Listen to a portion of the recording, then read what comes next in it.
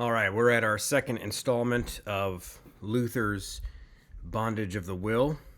And you'll recall the first time all we did was get into introductory matters. And now we're starting to get to a little deeper into the definition of free will. At least that's what Luther wants to do. But of course, he had to get through that whole jungle of Erasmus trying to play falsely humble and say that if you have any desire to get into these things at all, it's speculative, it's divisive, we can't know. And that's really where he's going to pick up here, is the whole idea of we can't know. What he wants to do is he wants to refine the question. He wants to ask, what power of free will? See what he's doing here? It's not enough to assert it and assume that your reader and everybody else understands that there's this thing. Of course, there's this thing called free will, and it never goes beyond that. But Luther's saying, no. What do you mean by that? What's the power of free will that can move, attempt, or perform in order to apply itself under grace? That's what Luther wants to do, and that's, I think, what we should all want to do when we're in any debate, is define terms and try to have an understanding of where our point of departure is. That's the assumption that, of course, you have two parties that are actually trying to get at truth. But Luther also understands that that's not really what Erasmus is trying to do. And so he understands that before he can do that, he's got to get into the subject of the clarity of Scripture. Usually it's a part of our doctrine of Scripture, but he understands that what Erasmus's objection amounts to is that this is so unclear in Scripture. And so he's got to get into that. And so he's going to cite, he's going to cite all these passages to defend the clarity of Scripture.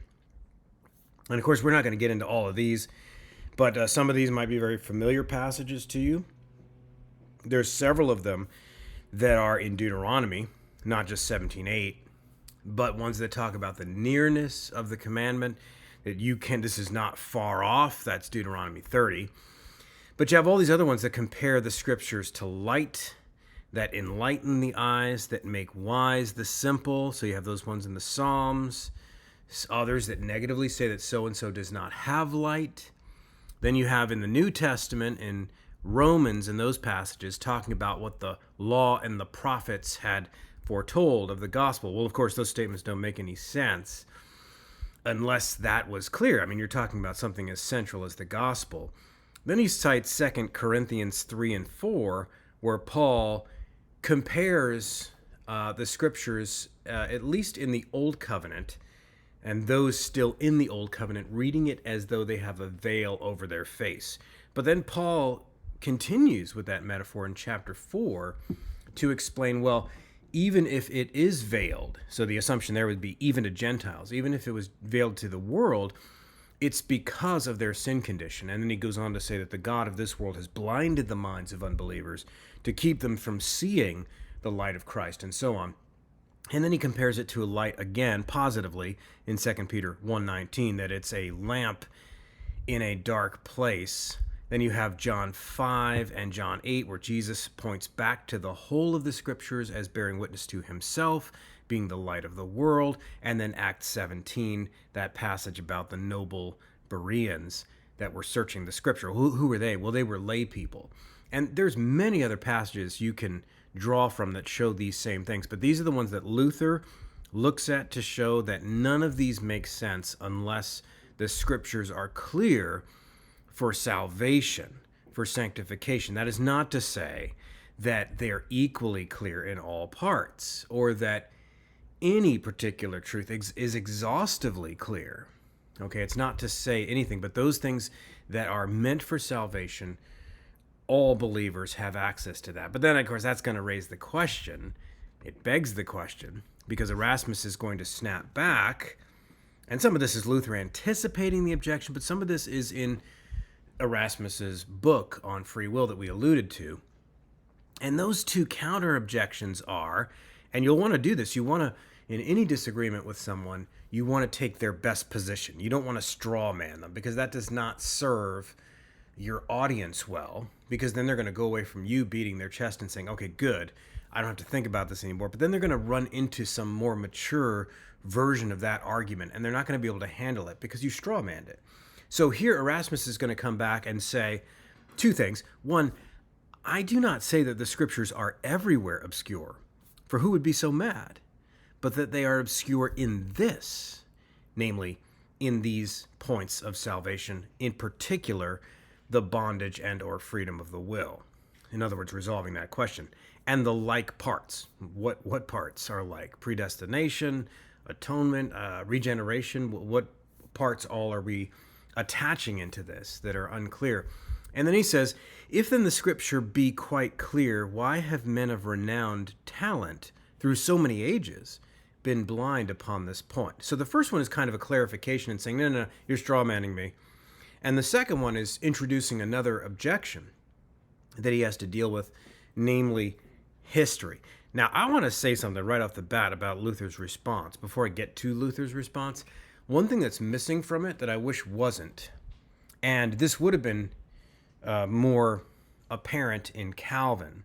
Luther does, in addition to quoting the scriptures, does cite some church fathers, but not as much as Calvin. And the Reformers, as a practice, as a rule, would suggest not only that this is out of step with Scripture, this late medieval deviation called Romanism, but is actually a deviation from the early church fathers and even the great scholastics as well in some points. But in this case, Luther doesn't do it. But here's another thing he could have done to make that point, is he could have said, look, if we're talking about the freedom of the will here, this is a Catholic, lowercase c, this is a Catholic doctrine to reject this idea of Pelagianism.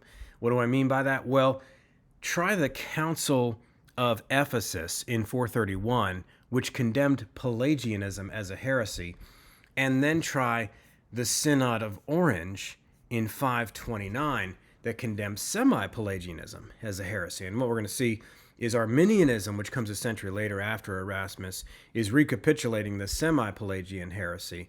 But a lot of people don't know that. They maybe vaguely know about the Council of Ephesus in 431. As everybody knows that Pelagianism was regarded to be a heresy. Although you'll have fringe people that would even deny that and say, well, that was a local council. Not everybody agreed to it. Okay. But if you were a Roman Catholic, one of the main teachers, certainly Thomas Aquinas and others, you would have had to reject Pelagianism at least. But semi-Pelagianism, which comes to the surface even in Augustine's day with the likes of John Cassian, who Augustine was lighter with, more charitable with, but nevertheless, he's still saying that this is a stage of development to the same thing. Well, 100 years later, in 529, the Synod of Orange condemned even semi-Pelagianism as a heresy. And you'll be interested to know, if you read the condemnations, that they read just like the anathemas in the Council of Trent. And so for 1,000 years, the Roman Catholic Church embraced the relevant points of what we now call Calvinism. In the doctrines of grace, those were the majority position for 1,000 years. That's a lot of people don't know that. And we live up to the caricature of the Reformation as some kind of a break from the Middle Ages and from the early church. Not at all. The Reformers understood that it was Romanism, which was a late medieval development for about 3 centuries, from the 13th to the 15th century, that had deviated from the Catholic Church. And so Luther's argument would have been better if he would have cited the Council of Ephesus and Synod of Orange, but he didn't do that. And it would have pounded Erasmus a little bit more into the pavement, but that's unfortunate. But Luther does give some good responses to this overall, because Erasmus wants to say, look, in my corner, we've got a millennium and a half of saints, theologians, popes, and even miracle workers. And Luther has to argue against that. It's kind of like, what kind of an argument is that? It's like when Paul says in Galatians 3, does he who supplies the Spirit and work miracles among you do so by works of the law or by hearing with faith? It's sort of parallel to that, the way you would have to respond. But it's really a silly sort of thing to call into your corner. Luther basically looks at this at first and says, well, okay, what do we observe in the life and in the doctrine of the great saints with respect to free will? Basically, when they spoke on this issue, uh, they certainly did not champion the notion that free will can attain God's saving grace. A lot of times, and I would have put a finer point on this as well if I was Luther, but I would have said if you read the early church fathers, first, we are free to disagree with them because they're not scripture. But beyond that, sometimes we read, and I would say most of the time today, we read anachronistically. In other words, we read back into the early church fathers some 16th century or later debate that they were not having. Now, they were having debates, but very often those debates were against Gnostics or against, in this case, pagan fatalists. And so when free will was being brought up by the likes of Justin Martyr or Irenaeus or whoever else, very often what was happening is they were pitting that against pagan notions of free will, Stoics or others, who were talking about determinism, is what we would maybe call it in the modern church. Not always, but often. That was the debate. But Luther takes this track instead, and that's fine. But he could have said a little bit more in that vein. But he says this. This I think is a better response. Is it creates a problem in Erasmus's fundamental logic. Because remember, he wants to argue for the obscurity of Scripture. It's very interesting that there's a very recent Roman Catholic book that has come out called The Obscurity of Scripture. And that's not new, of course. You know, Calvin and Turretin and others had to argue against Romanists specifically arguing for the obscurity of Scripture.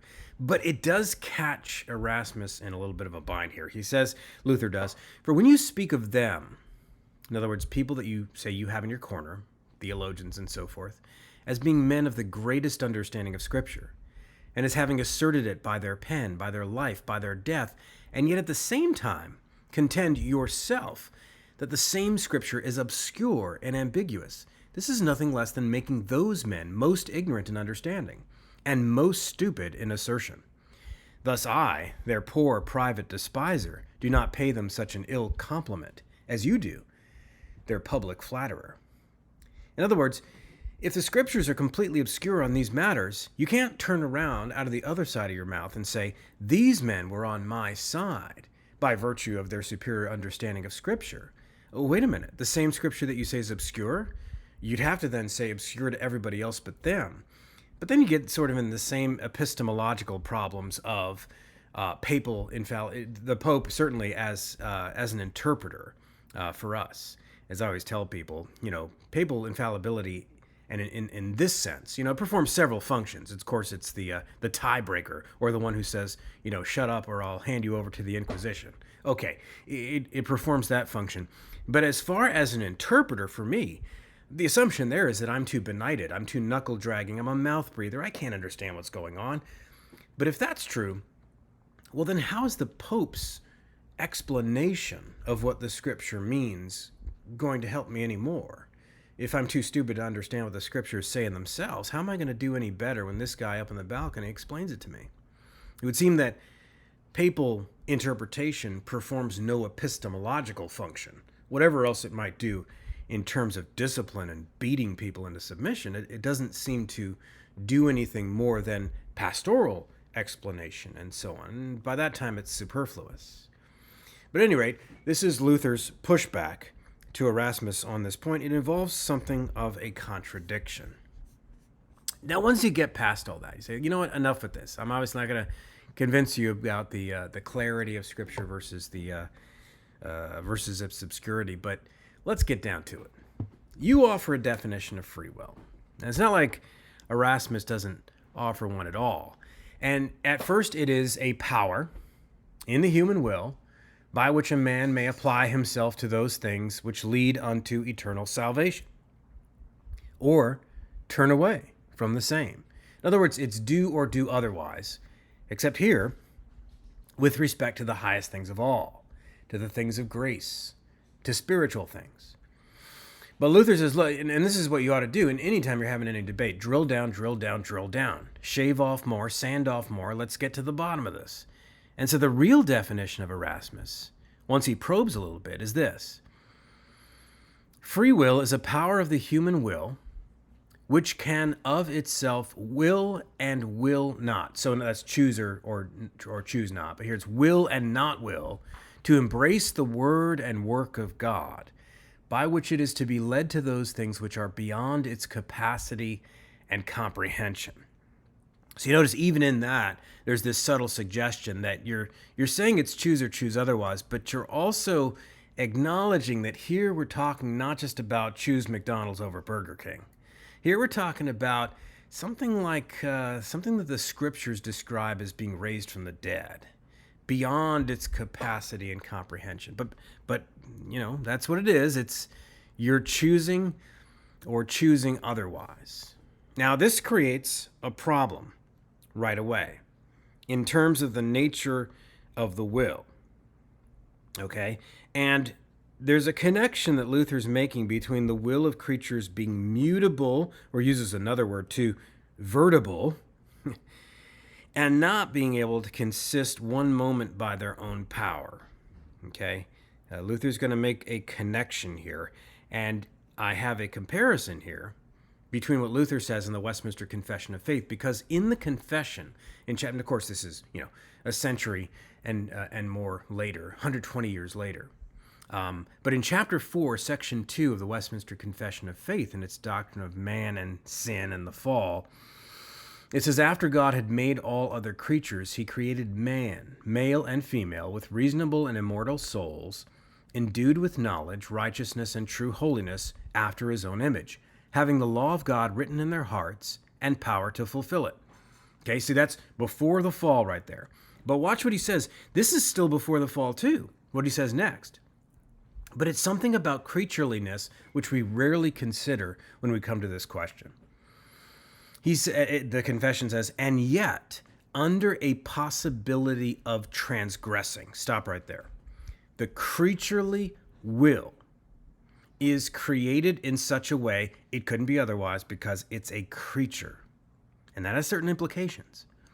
Being left to the liberty of their own will. So you can't say, but I thought, is he taking it back? Are they saying he doesn't really have free? Not at all. Being left to the liberty of their own will. They've got it.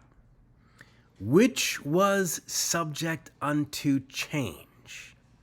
Now, when we were discussing this as a men's study group, long story short, I sent them an article that I had written on the origin of evil. Now, why is that relevant here? And he said, well, that's of all the mysteries. You know, and even R.C. Sproul said this. And there's a couple of resources on Ligonier that show this.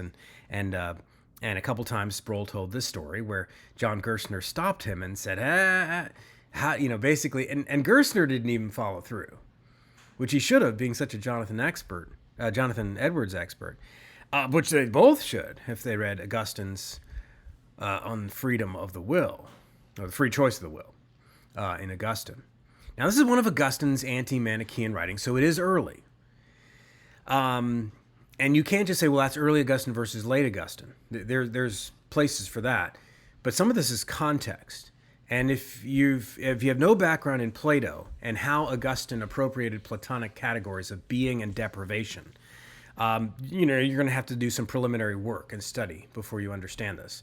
But all of the old thinkers before 100 or 200 years ago, for sure, would have understood this kind of language. And it's built into the confession here, which was subject unto change. In other words, deprivation of being is always there when you are a being which participates in being. God alone has the power of being within himself. He alone is esse, as Thomists would say, as Thomas Aquinas would say.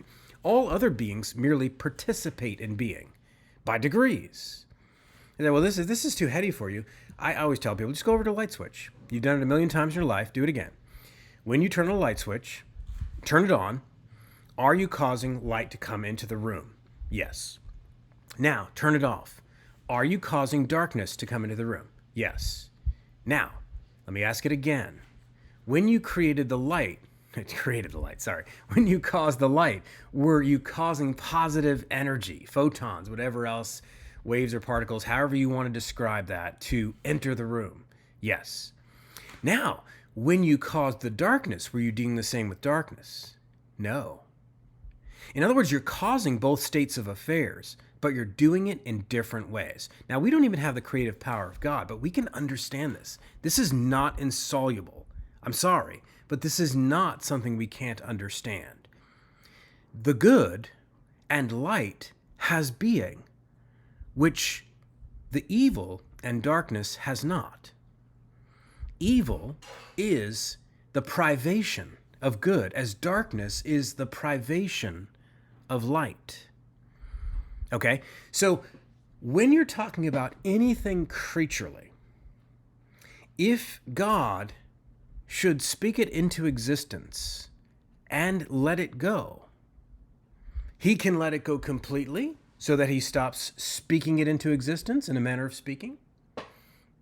Or he can by degrees. Think now of a light dimmer, something you also have experience with, not insoluble, not so mysterious that you can't understand it. There are light dimmers. Now, if you're God, who alone has the power of creating being, then you can also, by degrees, allow some being to participate less and less in that being, and therefore be deprived to experience greater degrees, not completely out of existence, but by degrees, privation of its being. Can God have done that to Lucifer? Yes. Can God have done that to Adam? Yes. Can God have done that to any being that there is? Yes. Now, if you have a moral argument against that, well, why would he? Or that's not right. You're not going to get very far with that. But at least understand that you've changed your argument. That God can do that metaphysically is not insoluble or unexplainable. And I do it with the light switch. But the Westminster Divines were talking about this very thing. Only God is immutable. All other being, participating in being, can be changed, can experience God not uphold it by his grace. And this is what happened with Adam for God's own mysterious purposes. Hint, read Romans 8:20, and it is just a hint, but it is a hint. And so Adam experiences this creaturely privation, where being left to his own will, and the rest is history.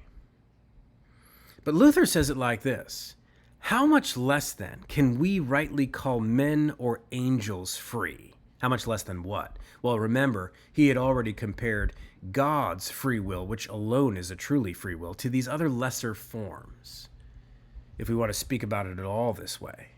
It's not the only being that has utter free will, that experiences no coercion from without, nor any causality from without in terms of the determination of his will. Okay, we can get into that. It's the impassibility of God and other divine attributes. How much less, then, can we rightly call men or angels free who so live under the all-overruling command of God that they cannot consist one moment by their own power? See, there it is, upholding their being. Cannot consist one moment by their own power. It would indeed be more properly termed veritable will, or mutable will.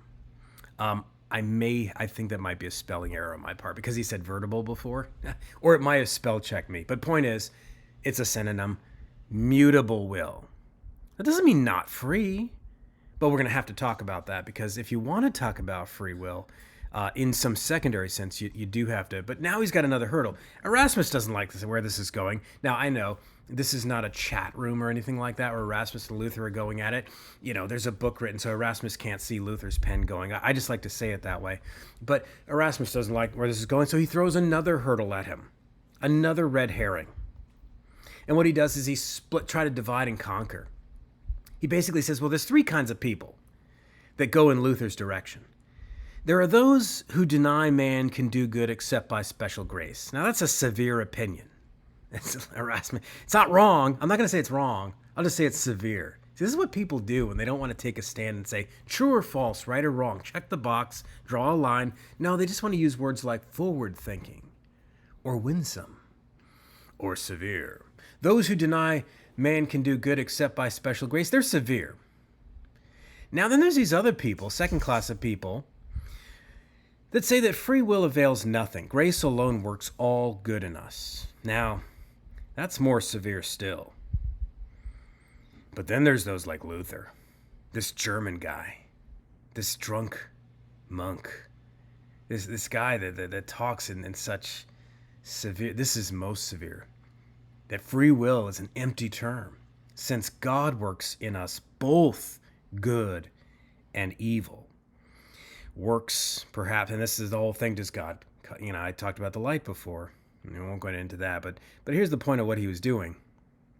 He's splitting up, and why did I draw a Venn diagram here? Luther would have pointed at that center circle and said, stop. These are the same people.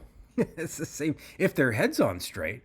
If their head's not on straight, of course, they'll be seeing triple, like you, Erasmus. But actually, this is the same person. Because if you deny that man can do any good except by grace, well, then you'll also apply that. Augustine, when he finally caught on to this doctrine in its fullness, and he says this later in his treatise on predestination of the saints in 429, it's one of his last books. And Augustine basically said, the verse that really did it for me is 1 Corinthians 4:7. The lights went on. And that's where Paul says to the Corinthians, what do you have that you did not receive?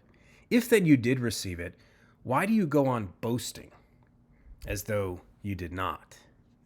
And so if you're in that first class of people, well, then you're going to be in the second class of people. And so, and then by contrast, you're not going to be impressed. You're going to be most severe. You're going to be so severe enough that you're going to say, well, then, all your talk about free will is really just an attempt to change the subject. Because if you believe that it's by grace alone, then every good that I have, whether it's a creaturely natural good, but especially if it's a supernatural spiritual good, once I've been dead, the idea of rising, we're not talking about choosing McDonald's or Burger King. We're talking about getting up and following Christ when he calls me out of the fisherman's boat, which is pretty much a floating tomb, if you take the scriptures seriously about our spiritual death. So let's move on to the next point. So Erasmus is going to try to, dust himself off. He's got some proof texts, not many. He has to go outside of the canon to get it. Of course, that brings up another issue there. See my class on Scripture for my refutation of the Apocrypha being Scripture. But he does go to these other texts in Scripture. And you don't have to look them. Go ahead, look them up. Genesis 4:7, Deuteronomy, and so on. But what do all these passages have in common? Choose this day, and if you choose, and the word's not if are, and if you do this, then I'll do that, and so on, and if this, then that. All these conditional statements. And so what do they all have in common? They have that Pelagian assumption. If I ought, then I can. That's the assumption. And so we don't deny that Scripture is everywhere commanding us to do things. But if you assume up front that, God would never command of me what I cannot perform, well, then you are assuming that God in heaven sat down to write his law and then looked down and said, well, let's see what they're capable of. Let's see what they're interested in. Let's see what they tend to do. And I'll base the law on that. No, he bases the law on his own holiness. But when he speaks the law into this world, he is speaking it into a graveyard, into a place in which people are already spiritually dead in Adam. And so these passages avail nothing. And that's pretty much Luther's response. He says, therefore, the free will which you define is one, and the free will you defend is another. Hence then Erasmus, outstripping all others, has two free wills, and they militate. Now, you have to realize as you read that Erasmus does come to points where he says that, well, yeah, you need grace to do this. And some of it's a little bit more respectable than the Arminian. Well, you have to grab a hold of the life raft that's thrown to you, or yes, you have a terminal condition and so on, but your lips have to reach out to the medicine. All those kind of Arminian analogies in more modern church. But so you admit one, but then you go back. You're speaking out of both sides of your mouth, basically. And then Luther says, as one drunk or slumbering over the cause, he belches out in the midst of his snoring, it is so, it is not so. It is no, it is not so. That's what he's doing. That's Luther's imagining. It's a typical Lutheranism. Okay, last point, and I want to draw this out a little bit because you might be asking, you mentioned Jonathan Edwards in passing a couple of times, and you might say, well, that's what I like about Edwards' book more than Luther's, because Edwards some people are the opposite. They want to hear the rhetoric of Luther and not the logic chopping.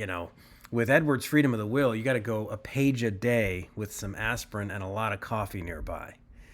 But let me just break it down to you, because Luther does go there, but just not in that kind of an intricate way. But at the end of the day, he really does reach points where he's saying the same thing Edwards does. But I'm not going to put libertarian free will against compatibilism and forget about determinism, because that's these words mean different things in the halls of secular philosophy than they do in these debates. So don't go there for your definition. But let's not use any of those anyway. Let's just call it sober free will on the left, and that's what Luther's going to defend, and drunken free will. That's on the blue on the right. That's what Erasmus is talking about. Notice it's a bit busier on the left, and it's because it's a more sophisticated idea. Notice in the middle you have option A and option B. In both of these circles, the circle represents the will. In both of these pictures, the person defending the position believes that they can choose option A over option B. Both circles say, no, I have free will. Free will is I can choose option A over option B, and it's me choosing it. So what's the problem? Well, on the left, sober free will, the idea is that, yes, we can speak about a thing like free will, and that is that you can do free of coercion from beyond. It's not an alien force holding a gun to your head, though that's a relevant scenario too, by the way, duress. But your own choice is what you most immediately desire. Now, there's such a thing as long-term goals in which you subordinate what would otherwise be your highest immediate desire. But even there, you say, well, come on. When I repress my desire for chocolate in order to lose weight, I am not choosing what I desire most. Well, that's not true.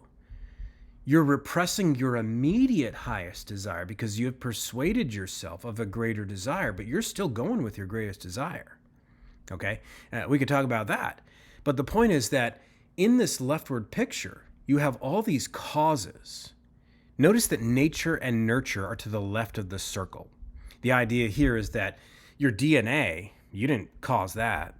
And even your upbringing, you didn't cause that. Or all these other circumstances which can be part of nurture that come into play. And then you have your knowledge that's coming from without, but now it's in there. You have habituation, where you're acting on desires, impulses, instincts, available sets of knowledge, etc. But then over time, with one choice versus another, you strengthen your resolve for one thing, and you strengthen your resolve for another, or you develop more taste buds for something, and you start to wean yourself off of something else. And so the solid line that comes out of that is desire in a particular case. And this matrix of causality that comes before every choice is so intricate and so far-reaching that nobody, unless you want to go insane, can possibly go back and analyze all of the causes that came into this decision. Does that make it not a free choice? No, not at all.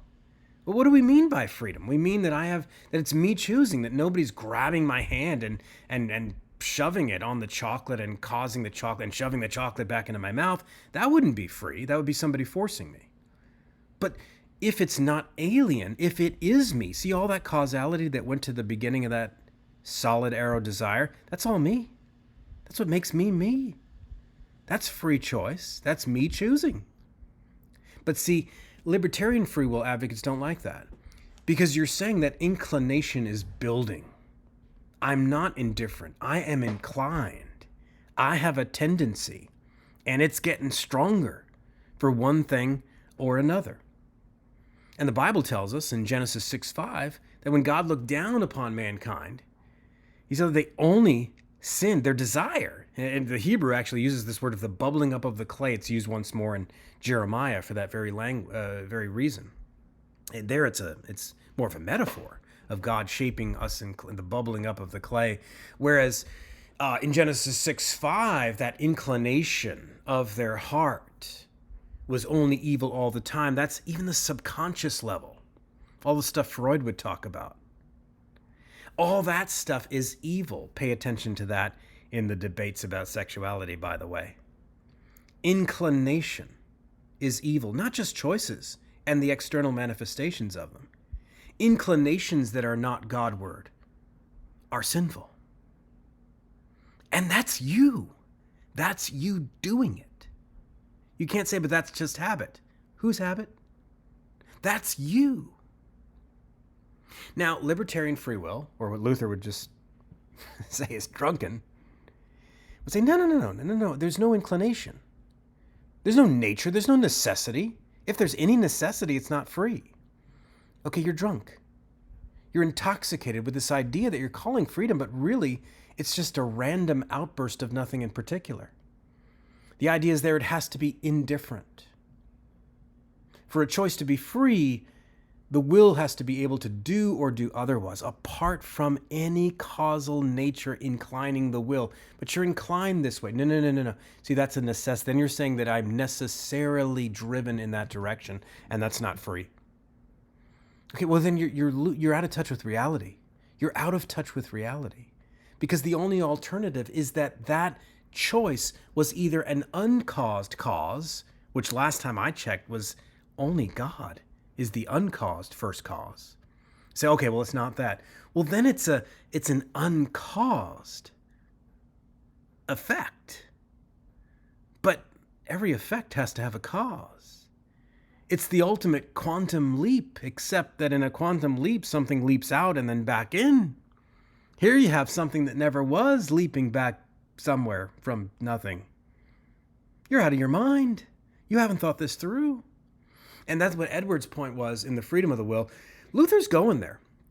Not as sophisticatedly as Edwards, for sure. But that's really what's happening.